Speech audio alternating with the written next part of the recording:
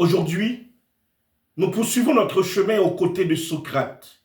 Mais cette fois, il ne s'agit plus seulement de connaître l'homme, il s'agit de comprendre ce qu'il faisait réellement. Car Socrate n'enseigne pas, il faisait naître. Mesdames, messieurs, bonsoir. Permettez-moi de vous poser une question simple. Êtes-vous vraiment sûr de savoir ce que vous pensez savoir?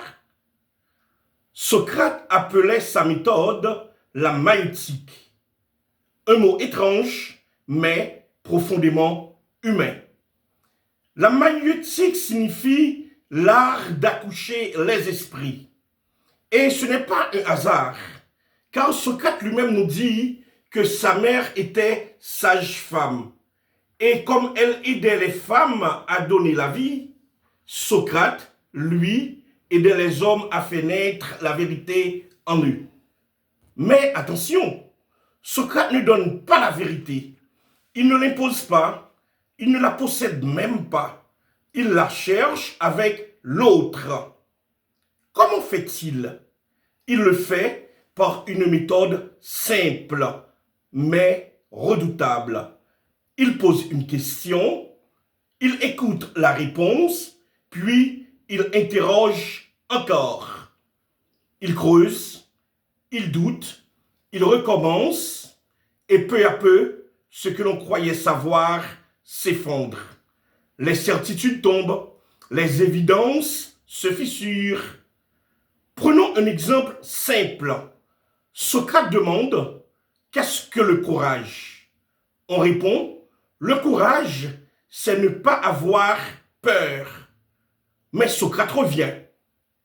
Donc, celui qui n'a pas peur parce qu'il était conscient est courageux. Et là, le doute commence. Voilà la maïeutique. Non pas donner des réponses, mais faire apparaître les contradictions. Non pas remplir l'esprit, mais le réveiller. Socrate ne voulait pas faire de nous des savants. Il voulait faire de nous des hommes capables de penser. Car au fond, la maïeutique n'est pas seulement une méthode philosophique. C'est une manière de vivre avec la vérité. Une manière d'accepter de ne pas savoir pour commencer à comprendre. Et c'est peut-être cela le message le plus profond de Socrate. Nous croyons savoir, mais nous ne savons pas encore penser. Merci. Et si cette parole vous a plu, abonnez-vous à la chaîne, partagez-la autour de vous et poursuivons ensemble ce chemin de la pensée. À très bientôt.